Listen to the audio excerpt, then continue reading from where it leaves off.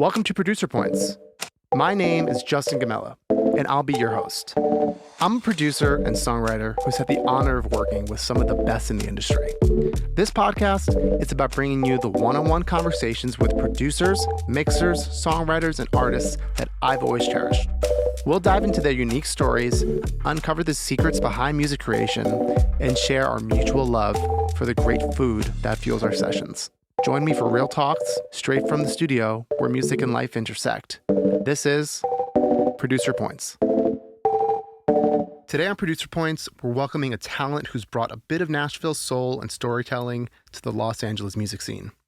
Originally from Nashville, he's made a name for himself with his songwriter-first approach to production, always ensuring the song and vocal take center stage, backed by the perfect instrumental canvas. His portfolio boasts collaborations with artists from diverse genres, including Joshua Bassett, Katelyn Tarver, Zolita, Eric Church, David Hodges, and Maddie Zahm. Each project a testament to his ability to adapt and shine. Dive in with us as we explore the world of a producer who blends heart and innovation to create musical magic.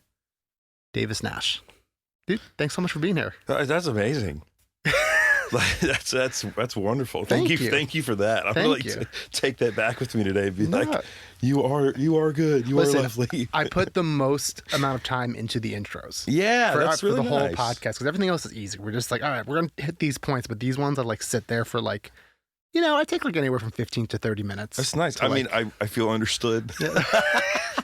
And it helps when I've worked with the person. Sure. Where I get a little bit more personal about it. Yeah, totally. I've done one or two of these where I know the people, or the producers rather, but I haven't really worked with them. Yeah. And so I have to kind of get creative, or I'll talk to someone they've worked with and to see what we can do. What's the thing that really makes them. Yeah, that's nice, man. I want them all to be unique. I don't want it to be just generalized. Yeah, or just here's the bio from the website. Yeah, exactly. It's verbatim. Right, which is you see so much of if you do an interview, they just take that. Yeah, and it's totally. the same thing every single time. It's cool, guys. Glad you put some time into this. On that side of things, have you ever read an email from your management or your publisher and how they sweeten things, and you're whoa, that's a stretch. We were talking about this with someone else on the podcast, where it's I had a session book with that person and it didn't go through, but sure, I worked with them. Sure. We had the intention to do it. Oh my God, if any of these artists saw that they were on my brief that gets sent out, I'd be I'm so sorry. Yeah. I'm not a liar. No, I think everyone knows what the deal is. It's just everyone's totally. team just does things and they'll sweeten it. It's little white lies. Yeah, totally. Just whatever you have to do to get in the room. Totally. And then at the end of the day, that's all that matters, what you do in the room. 100%. Yeah. I mean, I feel that's a very big part of being in the industry. How long have you done this for a living? I mean, full time now, 8-9 years. Yeah, I think I'm around that same mark as well. Yeah. And then you get to the point in which you're okay, that's that little thing that gets you in the room is whatever. Right. And then you get there and you're cool, let's just do this. Right, let's just do it. That's what I love about this industry for the most part, where, man, like I said, I've been doing this for 8-9 years. It's only happened maybe 2 or 3 times in my life where someone in a room made me feel small. Oh, really? Yeah. With something you haven't, or just, I don't know, the person was just not a nice human. Oh, okay. You gotcha. know, and they made me feel like I wasn't at their level. Sure. And, okay. That happens so rarely. Right. I love working in this industry. But that's where I was going with, where, you work with people super big and super small and up and coming, and I just feel like everyone gets in the room and we're all just equals that day. Yeah. And it's what I love about the collaboration of songwriting. Totally. For the most part. That massive vulnerability that you show up and you hope that everybody's going this is gonna go well, right? And everybody's we're on the same team. Yeah. Let's go. We're all going for the same goal. We're all trying to write the best song. Yeah. And I think if it's a hard thing when you're first doing it, because I was so guilty of this first starting out. I wanted to make sure everyone knew I was good at my job. Of course. And you're trying to get more of your ideas in there as opposed to just what we said, making sure the song is best. Totally. There are days where I write the whole song. There are days where I write nothing. Yeah. There are days when I'm just there as an editor, and I want to edit. And you've worked with me. I'm really about poking the bear and trying to get tweak and see what we can do and all that other fun stuff. But with the goal that the best song. That's all we Yeah, want totally, man. Yeah, the ego is a crazy thing, and just what, you know, where we can show up and let that go. Hey, everything's gonna be all right, no matter what. If we don't write a word today, that may have been the best job we ever did. Yeah, as long as we had a good hang. You know, I like that. That's the thing too. I used to be a little bit more judgmental when I thought people had egos in session. Again, this was like when I was first starting out, but now I kind of see it, you know, having done therapy myself and like trying to see things through a different lens, where it's like, oh, we're all just like, oh my God, what's the word? Self-conscious. Yeah, you know, of we're like course. so unsure, and we're just like trying to do our best. Yeah. And it's like coming from like a place of insecurity. Of course. And therefore you can have grace for it. Right. And when I started looking at things through that lens, my collaborations were always just so much better. Yeah. Where it's just like, okay, I understand. I know where you're coming from. Yeah. I've been there. I was that guy. Yeah, totally. You know? Totally. Yeah, I did. Honestly, when I started to put out music myself, that really started to go away from me. Yeah. Because I just had an outlet that was like my own creativity, that I could do it all by myself. I could like get whatever adoration I was wanting or validation I was you wanting. scratch that itch. And then I could show up to other people's sessions that we're here for you, not me. And like, sure, I want this song to be the best song. Right. And, you know, sitting in that chair, like you kind of are the start and stop of the session. Yeah, no, it's in my philosophy is producers are like the ship steer. You're the captain of the day. Like if we're wanting to work on something more and more and more, and then it's like, great, sing that in. Yeah. And now we're on. But like, yeah, I used to get super hung up on stuff. I think learning that songs, or remembering that songs don't have rules. Right. Sure, we can get to the max math. Dude, if we want. I was that guy so hard, and I'm so happy I'm not that guy anymore. Yeah, and you can truly, like, you know, scour Spotify. I don't know why a guy like Rye X is coming up, or even Bon Iver. Yeah. Like, I don't. What's he saying? You know, I have no idea. But like, I adore that stuff. I'm captivated by it. Adore, like truly so captivated by it. And then it's like, well, that's as successful as anything. I'm way more successful than anything that I've been a part of. Right. So like, maybe there's valid reasons that like this artist, that they want to say something that I don't necessarily know if it's the best thing, but they really mean it and it really represents their life. Yeah. Quiet the brain.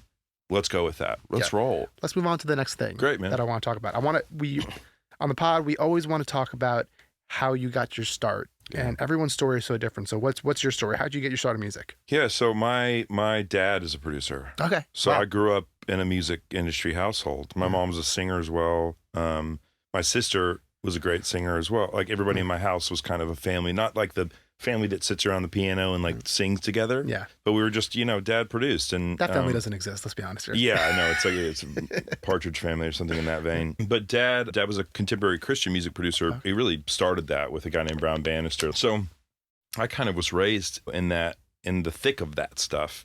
I didn't ever really learn like, oh, this is what a 1176 does, or this is how to mic a kick drum.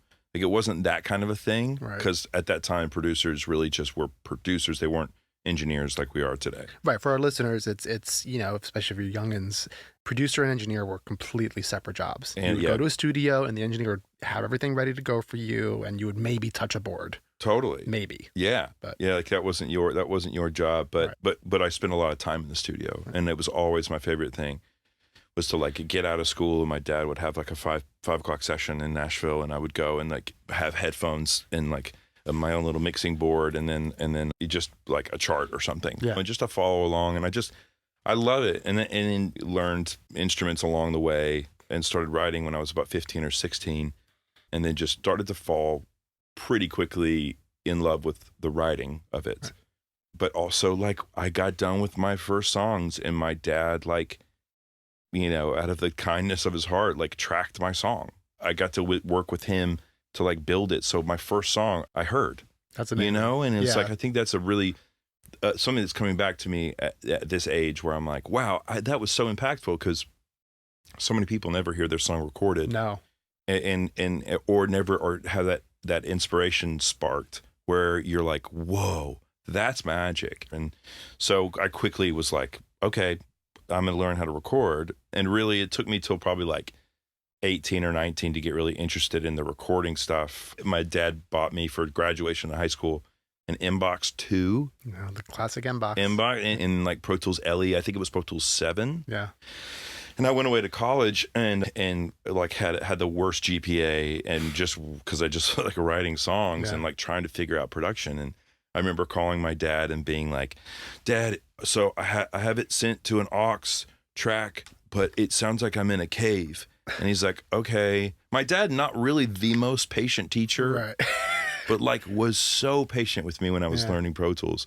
And he would be like, okay, so that's, the dry, wet. Do you see where dry and wet are? Like, you need to like turn that more towards dry. And I'd be like, oh my God, that's it. And I'll call him. I'd be like, microphone's not working. He's like, okay, so 48V, where that is, punch that in. And I'd be like, it's working. Like true, like so much trial and error. And so I spent a lot of college doing that, but also simultaneously coaching high school football, which is something that a lot of people don't know about me. Yeah. I'm a ravenous sports fan, but I did it all through college and then got out of school and was like, I don't really know how to work in the music business. Like, it's the weirdest thing. Like, I just didn't really know like how do you get in, especially on the songwriting. Oh no, it's the publishing side. You don't things. Know until you know. Yeah, and it's such a weird business to like. You have to fall into it, kind of. Totally. You know? And so I actually got a teaching job. Like I taught seniors, and then quickly realized that like what I had as a plan B was not going to work for me, which I think is super important. I don't think you can have a plan B in our world. No. I think that it is something where you have to prepare yourself to face the scariest moments of like, how do I make money? How do I like make this work? How do I like actually start to get my rates to go up? How do I do all these things where you can actually provide yourself a living? And there's been so many times, even after crossing out my plan B, where, along this road where I've been like, should I do is there anything else? Like, should I do something else? And every time I'm like, I have nothing else. Right. And that's the thing that drives me to go, okay, so again, I just have to work harder. I have to like find a thing. I have to, whatever the thing is, I got to stir up and get to the next level is on me now. Yep. So I think, it was healthy for me to kind of have that first. So, I guess my advice to anyone is like, don't let something, if you didn't start when the rest of us started, or if you didn't like, it's you're not that 9-year-old or kid. I don't even know if he's 9, but that kid that's like insane online. Oh, that Miles kid. Yeah. It's like, if you're not him, like it's okay. Yeah. Like you still have something really special about you. And sometimes that timing stuff, I mean, I went to Belmont, that I majored in education, but now I'm friends with all of the Belmont people. And honestly, there's so many people that went to Belmont that aren't doing this anymore. Right. And I am. Like, the timing of that stuff is not really important, even when it feels like it. It's about, knowing yourself well enough to believe in it and then stick to it. I mean, I relate to that a lot because I technically had like a later start in music, right? I've always done music. Yeah. But I'm 34 now. And so I've been doing it full time now for, I said like 8-9 years. Yeah, we're right there together. So it's like, right. It's like me being like, 24, 25, coming out to LA to do the thing, and like seeing now where it's like, I'm, I work with like 17, 18-year-olds all the time. Yeah. It's like, I feel like I got a late start, but also I know that like maybe I wasn't ready when I was 17, 18. Sure. And I needed that little bit of like life living to like find myself and I think it's really good advice just to be like, like don't get intimidated by the 15-year-old that is like ridiculous at it. I mean, I'm sure you share this with me as well, but it's hard to be, I'm 35, you're 34, we have plenty of stuff to be proud of, right? But like you see somebody that's really having a moment that's a baby, and you're like, whoa, like, oh, did I miss my shot? It always will be there. So the toughness or confidence in that, I think, is super important along the way. I don't even know if it's keeping blinders on as much as it is just keep climbing. Yeah, I mean, it's like for every like 18-year-old like that, right? There's like it's like a Dan Nigro. Yes. Or what's the guy that did all the Harry Styles stuff? Oh yeah, Tyler Johnson. Yeah. Or yeah. Right. It's like people like that are like, we're just kind of trudging through it for years. And then they're in their late 30s, early 40s and like huge hit. Yeah. And it's like, everyone has their timing differently. That's something that personally keeps me going. Yes. Where it's like, I didn't get my first platinum record until I was, 31, 32. Yeah, totally. And like, that's something that it was always a dream of mine to get, and it took a minute. And that's okay. Yes, it did. And also what I would say for that, like the later successes and the stuff that the foundations that have been built is that like, that you can repeat that. Right. Like, like it's not something that you're like, whoa, I just kind of sat in the room and I don't even know how that happened. Right. I don't even know what I did. Like, I didn't know how to like X, Y, Z. Like your skill set and your experience to that point facilitated that place. Yeah, it was facilitating. And you can do that over and over and over and over again. It was just like timing and luck. Yes. And like in this industry, I find that it's timing, luck, and persistence. Yes, absolutely. And because it has to, the persistence, because it has to match up with the timing. Yeah, totally. And that's just what it is. So you're working in Nashville, you're going to Belmont. Yep. When did you eventually come out to LA? So I had a deal in Nashville. After I left that teaching job, I signed a publishing deal with a small company called Three Ring Circus. It was owned by this guy, Jeffrey Steele, that wrote a lot of Rascal Flatts hits. He's got like 11 number ones in Nashville. Keith Urban, like that. He was a very, like, when he came to Nashville, he was an outlaw, or like people were like, whoa, dude, you can't be doing that in country music. Like he was a trendsetter, really. And so wrote with him for a while, had a studio at their place for like 3 or 4 years, and just soaked up so much of the Nashville songwriting craft. Right. I was doing country sessions. Yeah. Never grew up on country. Don't listen to it, really. It was something that I was kind of going to school in this place and just soaking it up. And then I eventually got to a place where I was like, I think I just want to be more inspired by what really rang true to me, which is more pop, which is more TV film. Right. Stuff that I grew up kind of listening to, as a young lad watching the OC or One Tree Hill, like, being like, oh, I'm so emotional. I just want to write songs like that. And I ended up moving over to a studio that is owned by David Hodges, and so David was like, okay, I always thought that the way that he wrote songs, I kind of wrote that way. And we have a ton of things that matched up. So I was like, I would love to go over there and do that. And that was kind of a moment in which so I just got out of songwriting university, basically, at that first publishing deal. And then sharing the studio with David was like, oh, wow, these are all producers. We had 6 producers out of these 2 houses. Wow. And it was the most fun of all time, but also like the most growth of like, I was so broke. Yeah. And but every day we would write, we would have the best time. And then we'd go to our local pub that was right up the street and just like have a few beers and then do it again. I slept on a sleeper sofa in my studio for 9 months. Yeah. I mean, that's what I tell so many people, whether you move out to LA or Nashville, especially producers, right? Where it's like, come out and like go find a house with 2, 3, 4 other producers. Yeah. And you are all going to make each other so much better. So much better. And then work with each other all the time. Like I've seen it happen over and over and over again. Yeah. Where it's something that like, I don't wish I did, because I came out here with my wife and I'm very happy that I've been with her. But it's something that if I was single, I would have 1,000% done. Yeah. And I think it's so different for producers because we sit with a track, obviously days after it's written. And there's tons of times where you're like, whoa, I have zero perspective. Yeah. I have no idea. I'm really intimidated by this. I'm starting to turn on the song. I don't think I'm very good. Like you start that downward spiral. Yep. And then you can call a friend in, it's literally down the hall and go, dude, can you just listen to this? And they're like, oh man, yeah. Actually, I think like if you actually just took this out and took this out, it would make this all better. And then it's like literally in 5 minutes, you've saved yourself the like big spiral. Yep. And it's not as like cumbersome as being like, hey Justin, can I text you this song, and like can you like when you listen to it, can you like text and then me, and then maybe you don't get to it for 2 days and then I'm like, I've already spiraled for 2. Yeah. I think that's a huge thing. So ended up there at that studio with Hodges for 2 years, and then a guy that we like really got on straight away, a guy named Kyle Tahi. Yeah.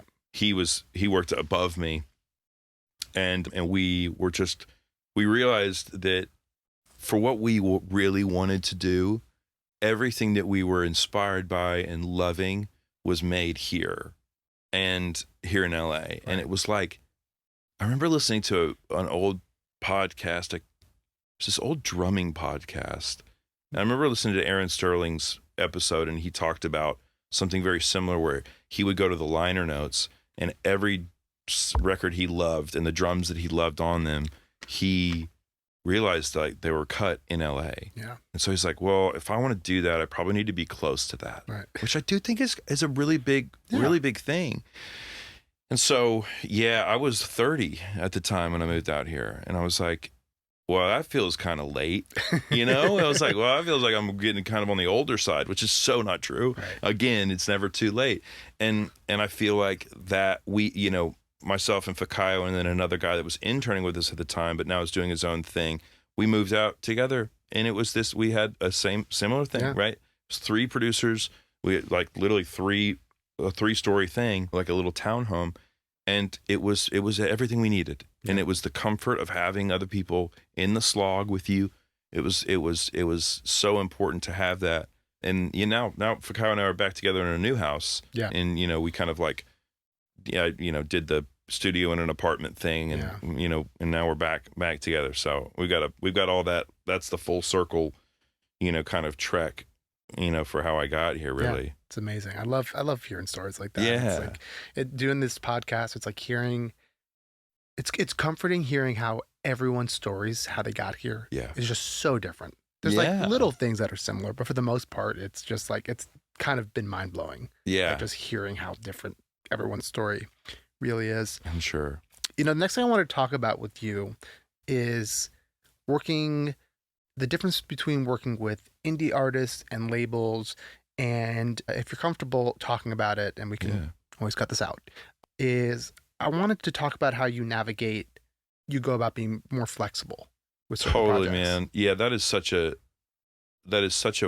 gray area. Yeah. And I think I'm so grateful for my management to have that, but I didn't at a point, right? Like there was a point in which I was working with indie artists. There were some things that came through that were major, but like I was having to do the deals. Yeah. And I think that it'd probably be easier to talk about the current stuff, but maybe more useful. I would do deals early on before management, when I was so like really first getting to the place in which people were like, whoa, I want to put that out. Right.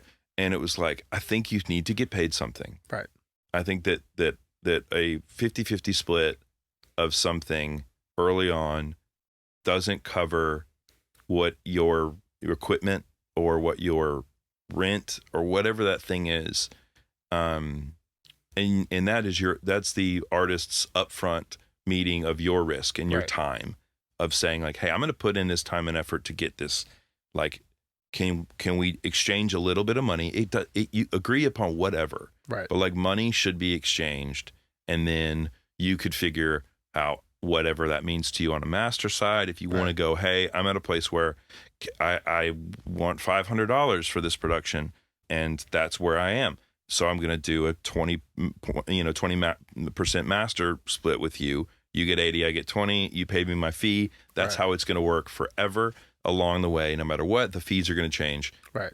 But like at least get paid something up front, I think. And then the negotiating of that stuff now, we've kind of spent a good bit organizing like this is what it is, right? This is the fee. We feel like these are really fair, really useful, but they take the guesswork out of it for us because inevitably, no one's ever got budget. No, and you're the one that's going to be asked to bend on that. Yeah. And I feel like that's where if you can get to a place with indie stuff where you're like, this is the indie rate. Right. And it's not something where you're having to check in a ton about what do you guys have. Like if you start at a place where this is our indie rate and they go, gosh, we just can't do that. Then it gets passed back to me and I go, I love this person. Right. I love this person. I love this song. I want to do that. And that doesn't, mean that now that's your new rate. It's you have made a decision based on the love of the game and that part of it that I think is super important, is to still to have that structure, but then to also be able to make amendments to that structure. Yes. And then adhere to the structure from there on. Yeah, I think for me, I agree with you where people are like, well, I'm always down to do stuff for free. And it's like, I think that's great when like maybe you're really, really first starting out, when you don't have anything to really prove at that point. But once you've been doing it for a while and you're starting to get paid for stuff, I like to get paid, even if it's small amounts. Yeah. Because I want to know that the artist has at least some skin in the game.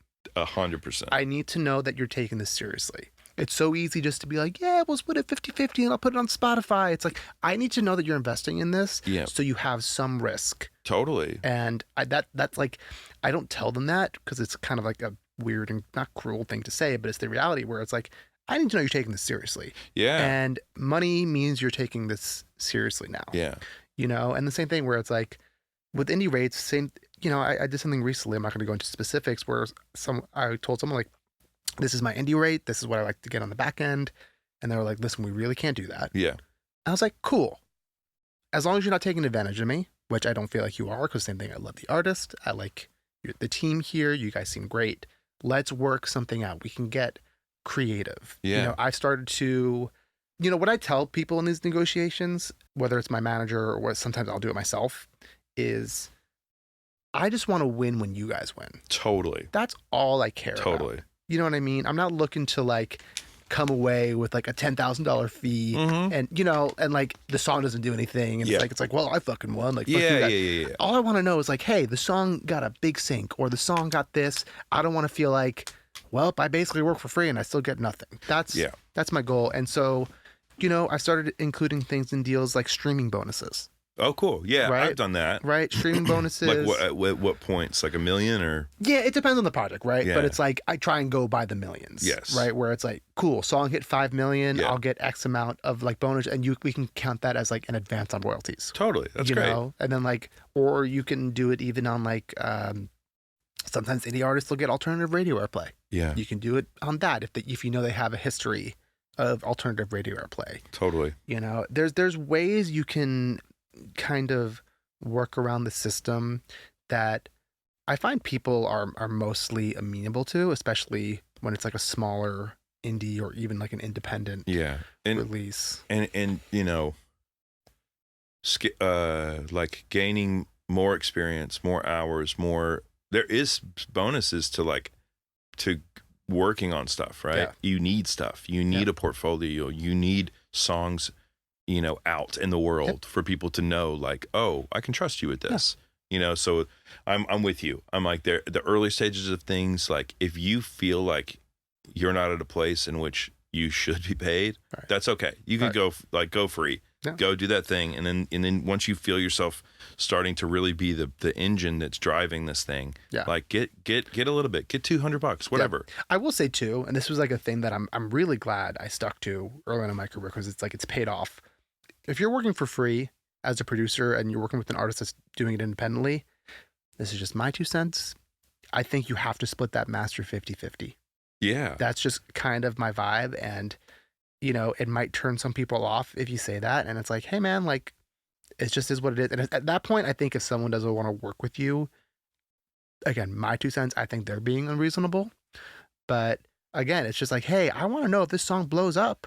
I took a big risk by like giving you my time, and if it does well, like I want to do well. And both of us, right? Like it feels. That feels I'm not like asking a really for fair any thing. more than what you're gonna get. Totally. You know what I mean? Yeah.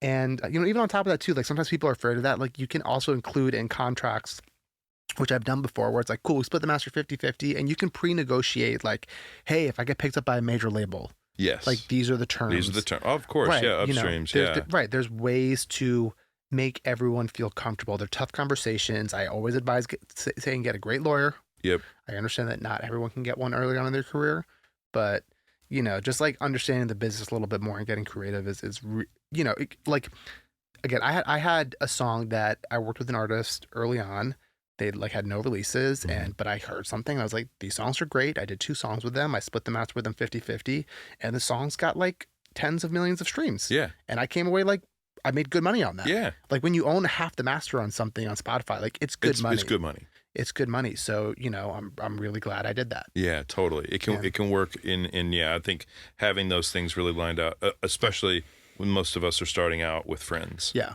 And so it's really important to go, hey, right, this is what it's going to be. Like, this is the easiest way for us to get in a weird place. Yeah. So let's like make sure we talk about all this. Yes. Here's what it looks like in every way, even the ways that you're like, I don't know, like we don't think this could happen. Just talk about it. Yeah. Get it on paper. Do the thing. It's maybe awkward to bring up, but it's better. It's better because what's going to end up happening, and luckily, like knock on wood with me, I've avoided these situations because I'm a pretty upfront and honest person. But I've seen it happen with friends, where song starts making money, things weren't talked about, totally, and then people are people. Unfortunately, we're not perfect, and just get the awkward conversation done. It takes an hour, iron it out. That's it, and move on with your life. So, question that I love to ask on the podcast, where I find that most producers are very food obsessed. Yeah. Whether they're cooking, going out to eat, but you're in a session or you have people coming in from out of town. Where are you taking them, or where are you recommending they go eat? I mean, for me, out of towners, I've got 2 staples. Okay. One is Major Domo. Oh, I've been there. I've heard which is a David Chang restaurant, and it's Vietnamese Italian, I think is what it is. And it is a foolproof. Take people there and they're like, oh my God, this is food in LA. It's like, it's an amazing, amazing thing. They make this mushroom crispy rice. I'm like a crispy rice. I'm a crispy rice. Like, I'm nuts about crispy rice. And they make that with like this mushroom thing. And it's like 4 different kinds of mushrooms. They pour this mushroom broth over it. It like gets all, dude, I know, I'm like dying thinking about it. But Major Domo is always a 10 out of 10 for me. And then I've had the best meal of my life here recently. Right. It's a place called Capo. Spelled like capo, but it's in Santa Monica. Okay. It's like Maine, and it's right down there by the water. Yeah. But I was like speechless, still kind of Italian. Okay. And you show up and they're like, do you want some wine tonight? And you're like, yeah, I think some wine will be all right. And they're like, boom. And they're like, their wine book is like that thick. Damn. And it's just like, oh wow, this place is really good. It's intimate. It has a wood fire or a wood stove grill in the corner, but everyone's in the same room together. Oh, that's nice. Like the kitchen is pretty small, but it's got glass so you can see in it. Like it's a very, very intimate thing. Wine was incredible. Service. But yeah, those are 2 really good ones. I mean, in a session, who's not a Mindo person or a sweet greens person? We've got a great little gastro pub up the street from the studio called The Local Peasant. Okay. And it's great. But we'll do Foreman's and Laurel Tavern, that market stuff, We're pretty easy to please with that stuff. But for like a special dinner, Capo and Major Domo feel great to me. I gotta try. Like I've been finding about so many places. Like most of the places I know about because I'm like so food obsessed. But then like every once in a while someone will like bring something up, or it's like there's a couple places that multiple people have brought up. Like, God, what's the big mixer's name? Manny Maricles? Oh yeah, Verse is great. Yeah, so I have. What a vibe! There. I know everyone's like, you have to go there. It's crazy. Yeah. I'm just like, all right, I gotta. Yeah, that's a great spot. I know it's like 5 people brought it up. So far. Yeah. And it's like I think especially being in the music industry, it's like, all right, you gotta try it. Totally. Like, all right, I'll go. I'll do it. Yeah. Spend some money. It is what it is.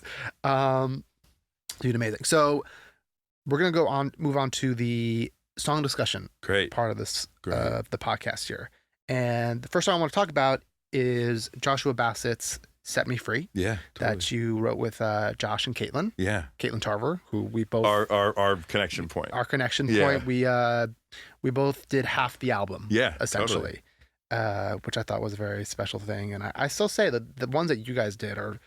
I think the album itself is super underrated. I think it's a really great body of work. Yeah, it's really great, and I feel like I could say that because I didn't do half of it. I know, that's why I'm doing the same thing to you. Right? It's like, oh, yeah, it's like great, but like not mine. Mine was shit. But anyway, enough about the wonderful Katelyn Tarver.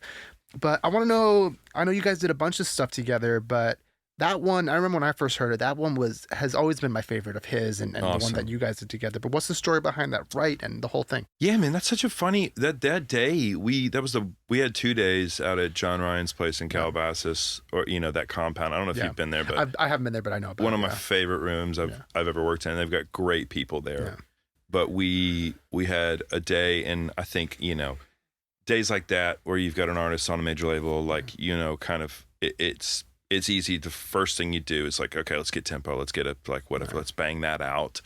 So I think that song also was on that EP. It's called Secret. And we like really, really went for that for a while that first day. And like, I believe that we got that written the first day, but like Josh, I don't know if you guys have ever worked together, but Josh is, notorious for like, he follows inspiration. Yeah. So it's like, he'll pick up an instrument and play, and then like that's that. Yeah. And though like it kind of requires a little bit of like free flow. Yeah. Just to follow, like, because that's the magic, right? It's like if that's where it's going, like, let's go. I'm down for that. And so I think it was the end of the day. We had maybe 30 minutes left, and I sat down at the piano and just started playing those chords, or some version of those chords. And he and Katelyn sat like all the way back on the other side of the room, and were just like gibberishy, like just rolling. And it was that beautiful moment of like, everybody knows we got to leave. Right. So like, no one's sitting here being like, oh man, is this another idea that we're going to have to like stay here till 2 a.m? It was like, no, it was like free. Right. And then we were like, cool. And I like tracked it, like at least like what we had. Right. And then we came back the next day and we pulled it up. And as things can happen sometimes when you're not in your own studio, right. I had the piano mics lit, and then like the lead vocal mic lit instead of his SM7 that he was over there. So we literally like pulled it up, and I was like, "Where's your vocal? Like, where is this?" And it was like our voice memo, right? It was like what we had. Yeah. And so I remember like we truly had to like listen to piano mics and like a very far away 251 to be like, what are we saying? Like, what's this? We got it all. Oh, thank God. But like, man, what a moment of being like, oh my God, this is crazy.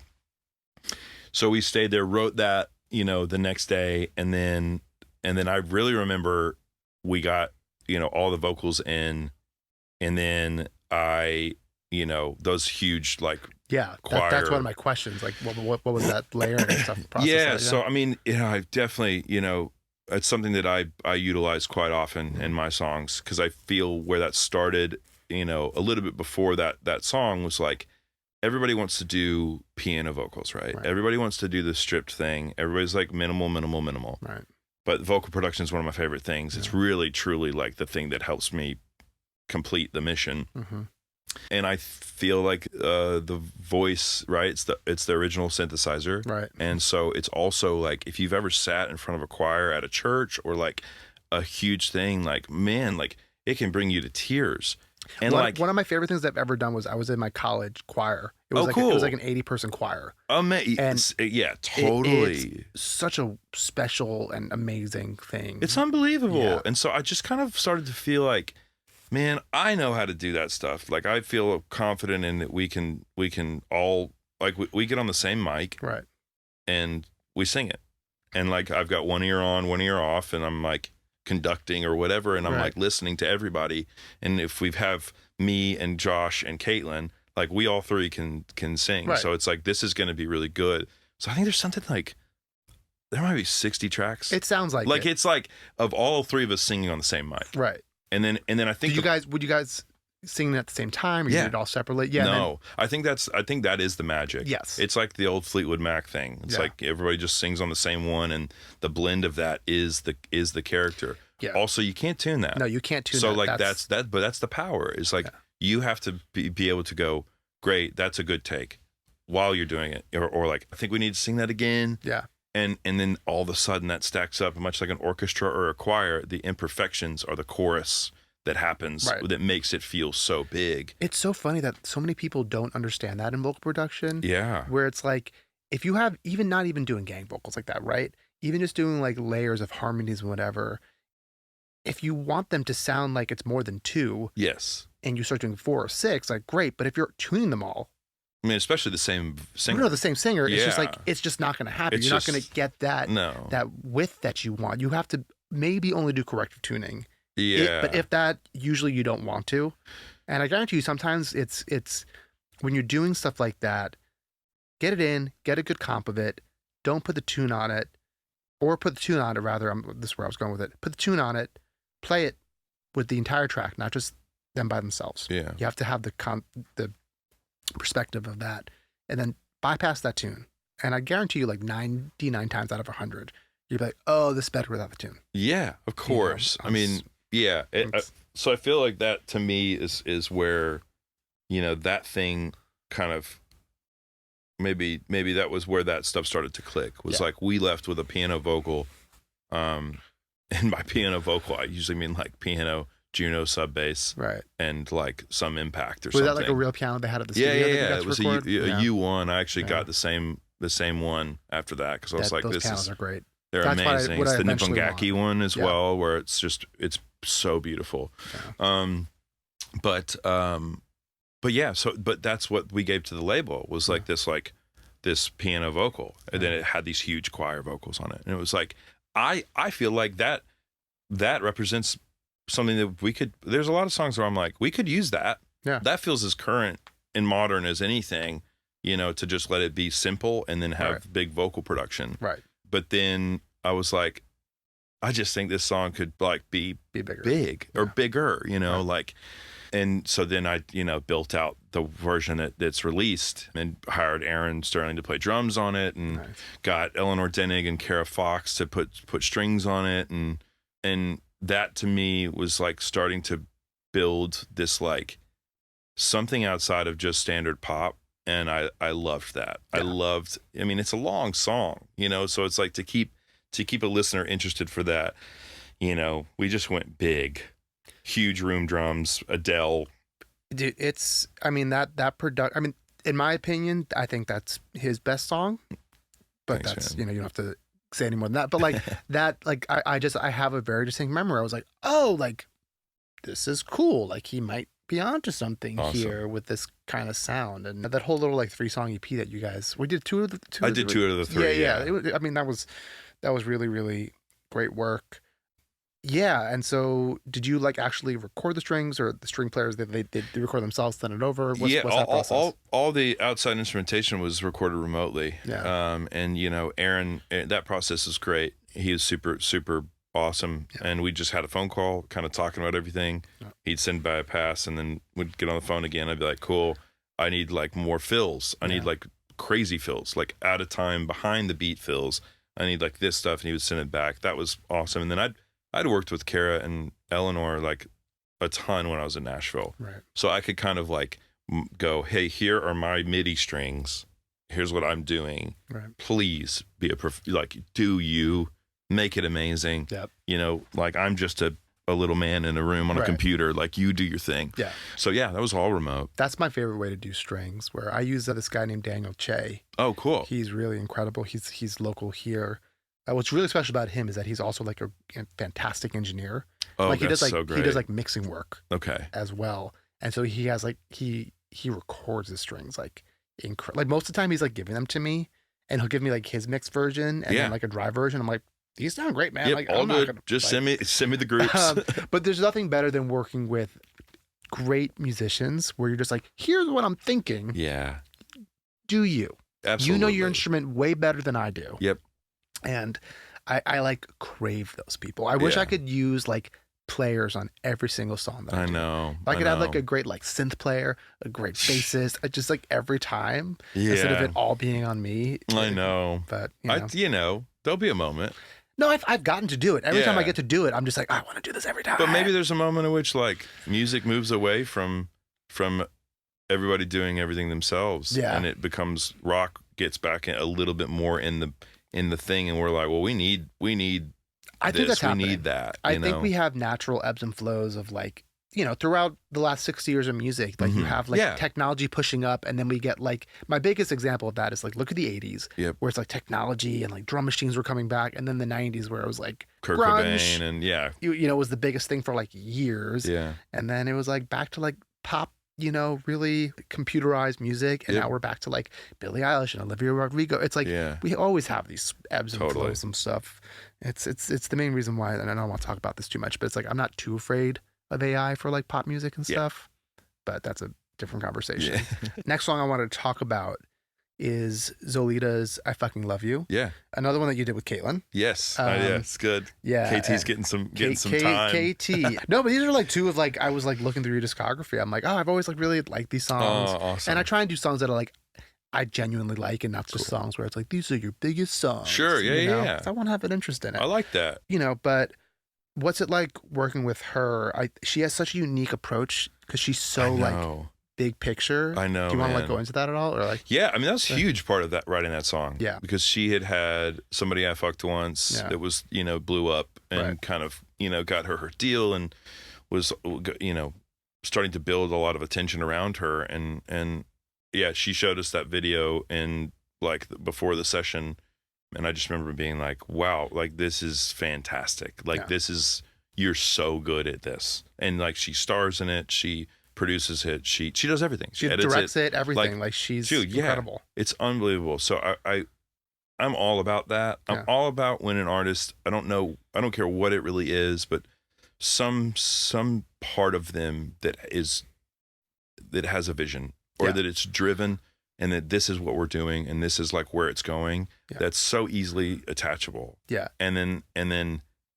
she also was an artist that would come in and be like, here's like 8 million ideas. Yep. Here's a doc for everything. I've always used her as an example of like, I know not everybody works this way, but it would be super intimidating to be an artist, have sessions 4 or 5 times a week, get to like month 2 and be like, oh, I don't have any ideas. Yeah. And it's like, she's always like has this running doc that is just starts. Yeah. And I think even just having that makes the other people in the room go, whoa, okay, like this is awesome. We're already like going. We already know what we're doing. Yeah.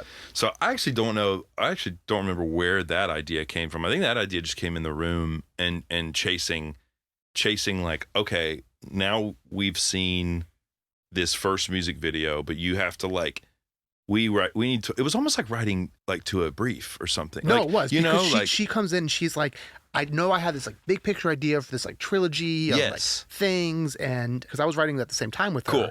And it's just like, I love exactly what she like came in. She had this, like you said, this doc full of ideas. Yeah. And she had like music video ideas.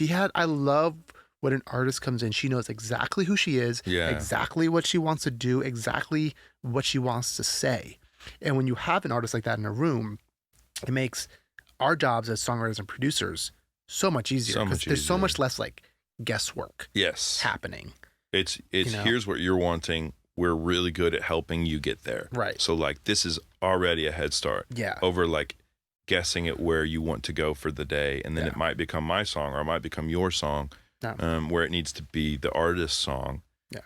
But yeah, so I feel like we kind of got to a place in which that song is like this moment of being like realizing like, oh shit, like I'm in deep with this person. Yeah. And it's like that, so that the whole thing is built around really leading up to that moment. And, I feel like when producing that, it was like that part of like when she says, oh my God, I fucking love you. Like that part of it, I wanted to make intentionally like this ramp up to like this moment to almost just, I guess, personify that feeling in us. It's like the track grows in the chorus and it gets to that place and there's these guitars that are like kind of nasty and like, like, and it's this moment of being like, whoa, like I just felt my heart like completely, I'm screwed. Right. Like, which I thought was like, it was such a fun thing that I don't know. I don't write a ton of songs like that. No. So it's like, it felt amazing to put on that hat and do that with her and chase something that had that kind of energy to it, which, without her vision of that, I don't know. I don't know what we had done that day. No. I'm always like, wherever you want to go, let's go. No, she's such a gem of a human and so easy to work with. Getting a little bit more in the nerd zone of the production there. Yeah, one of the things I wanted to bring up was the guitars. What's either specifically to that song or just in general, what's your process for recording guitars? Are you DI? Are you amping? Are you, what are you doing? Yeah, I mean, I'm on the precipice of jumping to the real world of an amp and an aux box. That's my next thing I want to do. I just think that's probably like a really still for the music that I make, the best way to do it. But at that point, I've got really good Kemper tones. I'm a Kemper guy currently. A friend that sold me his Kemper, I mean, just has the best tones of all time, and he's modeled them. So I have a really good version of that thing. And then to me, my pedal, like Desert Island pedal, is the Jackson Audio Prism. Oh, I've never used that guy. I was really desperate for like, how do I get a clean what's a pedal that can make clean pop feel full, and like, but I don't want to be gainy. Right. And it was like, I asked the same guy that sold me his Kemper, shout out DRH. I was like, what is the way to get clean, bigger tones? And he said that Jackson Audio pedal. And is it like a compression pedal? I think they say like compression color EQ. Okay. So it's like, you have 2 dip switches that are gain, and then like, it's like tube, amp, and color or something. There's 3 switches that essentially like change your harmonic style. And then you have a boost button in the middle that's kind of like doing some attenuation of things. And then you have a tone and a tone. I can't remember what the other one's called, but tone and body, I think it's what it's called. But like, it's just, to me, it's like set both tone and body to noon.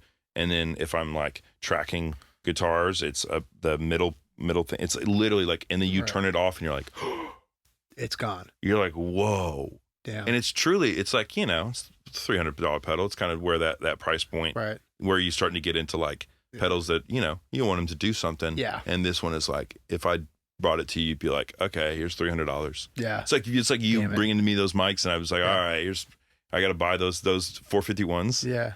These guys? Is that what? Wait. Yeah. Yeah. It's like, yep. All right. It's too good. Got to do it. Yeah. Okay. Too good. Got to do it. But yeah, man, I just kind of I just really only need like super clean, because there's a lot of what I do is clean and pretty. And then I need the ability to kind of like, I don't like the gain in the Kemper. So I need it to like have some gain that's like really truly the best, like clean and gain you can ever do is your volume knob. Yeah. So I like resort to that a lot. Yeah. But that same pedal, I mean, I bought this Lele pedal that's like basically an ABC box. Right. I think that's what it's called, or like ABY, whatever they're called. And I now run my mono pedal board, which is gain staging, into this box that then splits 3 separate 1/4 inches out. One goes to my Kemper for my guitars. One goes DI for my bass. Yeah. But I do have a new thing with the bass as well. And then the other one is a TRS that goes to my stereo pedal board, which is like all the hologram, like microcosm, and the new one, which I'm like, send it to me now. Yeah. So I have very similar. I go to just DI in my Kemper. Okay, sweet. Yeah. Yeah. I don't feel. I'd like anything stereo. I'd like to do in the box personally. Okay. Yeah. I've gotten really into a plug-in. I've gotten really into like doing the stereo thing for ambience, for like drones, for like things that you want to kind of like fill up a bit of space in your track. Yeah. That's helped me a ton. Yeah. Is to like the unpredictability of those stereo pedals that like are glitchy. Yeah. And like when they do the cool thing. Yeah. That like that's the reason I would use the stereo stuff, is to go, okay, cool, I'm going to make this stuff feel super unique going in the box. Yeah. I'm just like, I do it out of pure laziness. Yeah, I get that. It's like, because I have reverb pedals, and like what I'll basically do to get them stereo is I'm just like, my go-to is that Arturia Dimension D. Oh, yeah, that's great. I'm just like, cool, out stereo, and it sounds great. I know, and it's like, it's not phasey. It's like, I really love that guy. Yeah. And the other Arturia one too, their Juno chorus. Yeah, that one's both of those are phenomenal. Yeah, they're just like good like wideners. You know, and like vibe. Yeah, totally. Vibe machines. Not even specifically about the song, but I find that the vocals that you do are always great. Thanks, and I know you vocal production obsessed like I am. Yes. But, what's your current vocal chain? What's your guide when you're doing vocals? Yeah. So my current going in is, and this is all UAD stuff. Right. It's all still in the box for me. I'm working my way out of the box, but a vision strip that I really only just usually use the filters, and the vision strip is like when the rare times I use an SM7. That's what I'm going into. Nice, man. Yeah. It's just always been my thing. I really like it.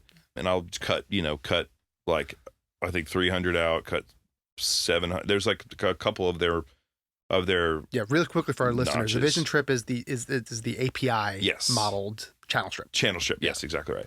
So that I'll run into a distressor, and I usually just use a 3-to-1 ratio on that, and I am really never wanting that to get beyond like 6 dB of gain reduction. And I even do 5 and 5 on the attack and release. Yeah. Like I want it to be present, because I really love the way like good compression sounds when I'm singing. Right. So I really want the listener or the singer to like feel that same thing. Right. And then I'll put an LA2A after that'll catch like maybe a max of 3 dB of gain reduction. Just if something cut through, it's like a last thing. And that to me is that's been the best thing that's been passed down to me as far as tracking goes. Yeah. And then I try not to compress that much in the box. Right. I just feel like I out of laziness, I'll put the CLA LA2A on. Yeah. And I'm like, it sounds great. Like just roll the gain reduction up, and it's like, God, that sounds so good. Like, and so I mean, that to me, I'm a big proponent of like, cut the lows before the compressor. Right. And then figure out what you need to do after the compressor to make it still feel like not boxy. And then everybody's got weird spots in their voice that can, sometimes that's the magic. But for me, most of the times when I'm working on is like, I'm trying to make a real nice vocal, and I'm trying to make it feel really clean and good. And so I'm, going through and kind of realizing like, okay, like what is it? 3.5 for this person. What is it? 4 point something for this person. Right. De-essing to me is still like a dark art. I feel like it can be such a tricky thing with different people. Yeah. And like, I mean, it's so singer dependent. It's so wild. So I'll typically put soothe on and just really try to nail, like, I'll try to go to Pro Q3, see where the most, egregious thing is. The most egregious thing is, and then I use soothe for that, or the Pro DS or whatever. But that's kind of like where that stuff is for me. I'm very into clip gaining down the S's. Yeah, that's magic. That's where I'm lazy. Yeah. I'm like, okay. My trick, when I do it as I'm comping. Okay. And if I find that I do it as I'm comping, I'm kind of like, all right, I'm already in the weeds here. Okay, all right. That's what I tell people. I'm like, you just do it during that as opposed to like having it be like a separate. It sounds so much better. It's so much better. It's so much better. It's very and time breaths consuming. as well. Yeah, breaths. That's the thing. I'll do that while I comp. Yeah, there's a great trick that I've heard with both of these things. What's that? Do a new track underneath it, empty, needs nothing on it. Yeah. And then just copy all of them down to the track below, the S's, that, copy them all down below, and then just turn that track down. Yeah. It's kind of the same. I saw that and I was like, that seems like more work to me. Yeah, and it may be. Right. For me, I'm like, that's better than me having to go click and then do this click, do this click. Like, it's just, but I think both those things, that's a big pro tip. Yep.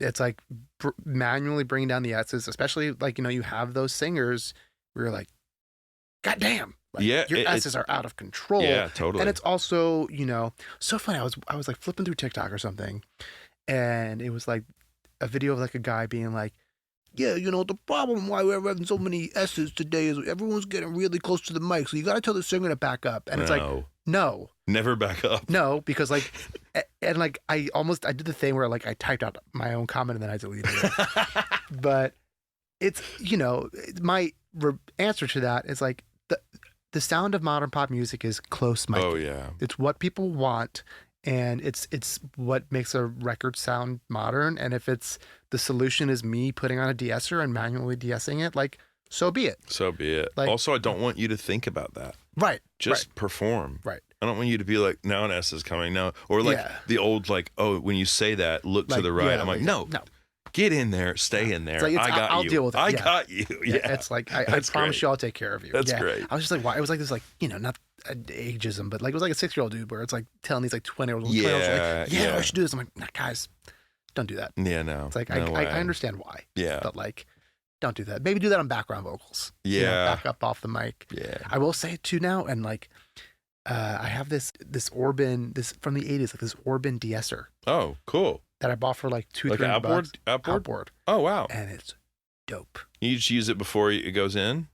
It's like the last thing on my vocal chain here. Awesome. And it's like, it's the most transparent de-esser I've ever used. That's great, man. It's so good. And it's like, for a lead vocal, I won't hit it too hard because like just in case. Totally. But for backgrounds and stuff, I crank it. Oh, that's great. And I'll tell you what though, I feel pretty confident that I could crank it for lead vocals because every time I do it on the background vocals and I crank it, it doesn't set, like I don't get like lispiness. Amazing. At all. Amazing. It's like this thing where I'm just like, this thing is so good and no one knows about it. Oh, that's amazing. Yeah. That's great. Like kind of great. It was like used for like live stuff. Yeah. I mean, usually for backgrounds, I'm just like telling a singer to sing easier. Yeah. And then like, don't worry about like, I'm probably actually going to take them out. So like, you don't have to worry too hard about the S's. If it's a problem, like, and you're not super great singing with yourself, then like just leave it out. Yeah, I'm the same. I don't want them to think too much. I'd rather them think about the performance and like being on time. And Massively. It's like the same thing. I will manually de-ess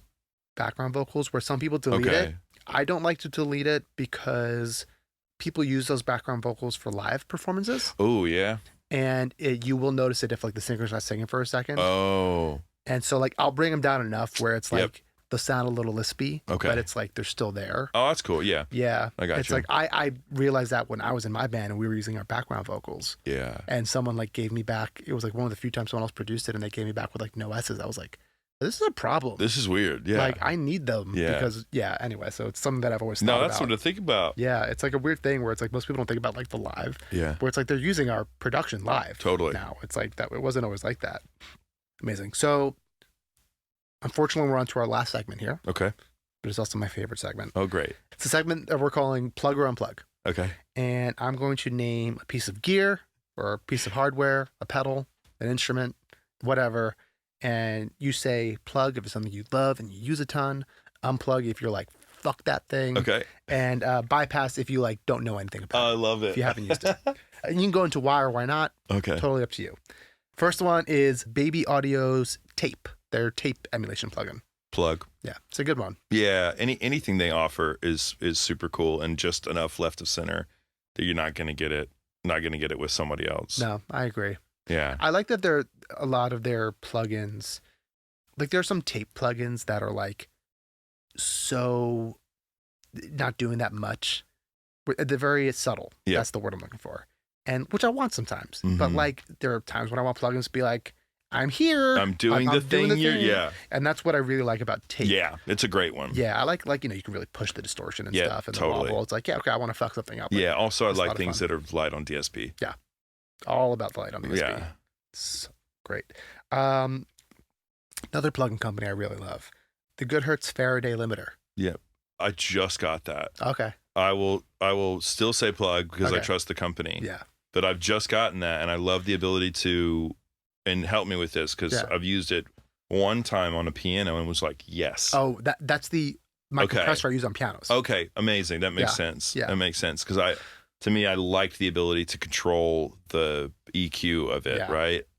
Yeah. You just have a lot of like parameters on there. Yeah, there's just a lot more you can do with it rather than slapping on. And most limiters are like, it's just a limiter. You can't control it too much. And I like it where it's like on a really soft piano, I can like bring that threshold thing up and I'll make it louder. Then I'll, kind of just like, it's like a good way to like even things out. I think that's great, man. And it's like the limiter that I'll use on things where it's like, I have like a drone or something that like, if you look at the waveform, it's like there are times when it's like kind of going out of control because it's like random and cool. Yep. It's like, that's the one I'll use where I'm like, okay, I can slam this guy and control it.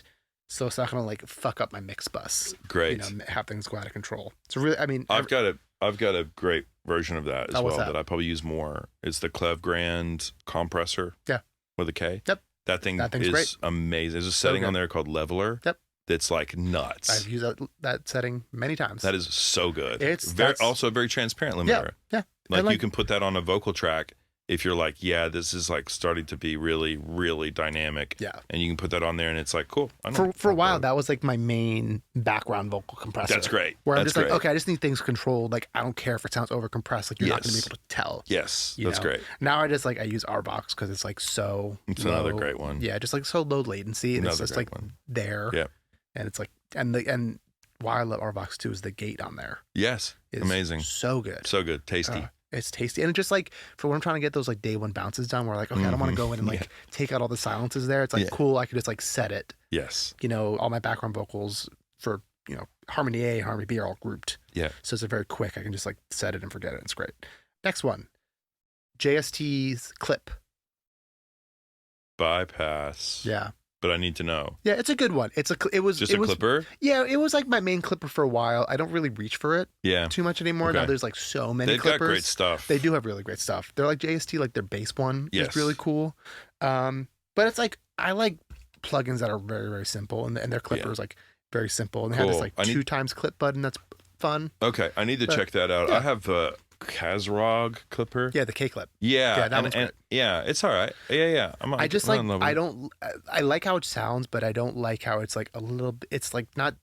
It's not stupid enough for me. That's what I need. I need it. I need it to be real stupid. Right, and like JSC clip is very stupid. Cool. In the best. Good to know. Could be controversial here. Warm Audio's EQPWA, their Pultec. Oh, haven't used Bypass. I haven't used any of their plugs. Yeah, no, it's the hardware. Oh, I have a Warm Audio 2A, and it was amazing. I just stopped using it for some reason. Did you get it? How long ago did you get it? Ooh, like 5 years ago, probably. Yeah. So the thing, and I've been kind of on a crusade. Like I give zero fucks. Yeah. But like since they've like moved their operations over to China, I find everything they're making is just like. Okay, yeah. Mine would have been pre that move. Yeah. And it was great. Yeah. And I honestly probably will bring it back at some point. Yeah. It's just sitting in my closet, though. Bring it back. But yeah, I trust the early stuff, then I'll go with you on that. Yeah, that's crazy. It's just like crazy to me. Whereas like for so long, everyone was like, yeah, Warm Audio's great. And then they like kind of sold out, and it's like, oh no. Yeah. That's not good. Yep. So it's like, especially if you're buying used, I've been telling this to listeners, like look for stuff that's like a little bit older from Warm Audio. Cool. Something to keep an eye out for. Next piece of gear. I don't know if you ever used one. I used to have one.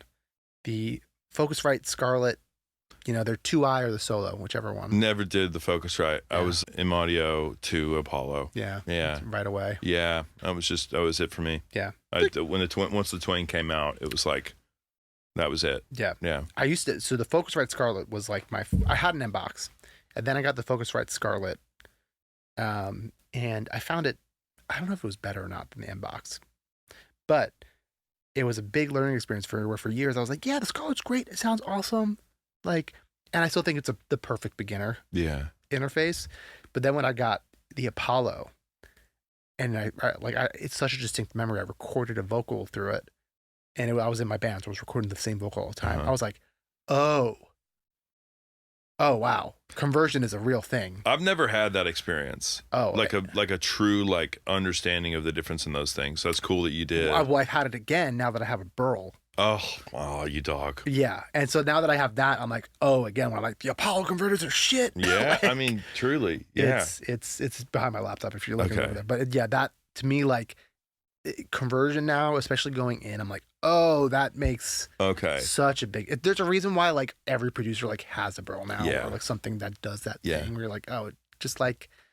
It just does the thing. The Crane song or something like that? Is that another one? The Crane song. They make another one too. Yeah, it's just like. There's a reason why people are like spending thousands of dollars on them. It's like, it makes a difference. I mean, it is. It's kind of that where I feel like, at our tier, it's like, well, you got everything you kind of need. How do you make it sound better? Yeah. I think it's like you want to eventually win like record of the year, or like that. That's where that's how to do it. Yeah, that's how you do it. Sweet.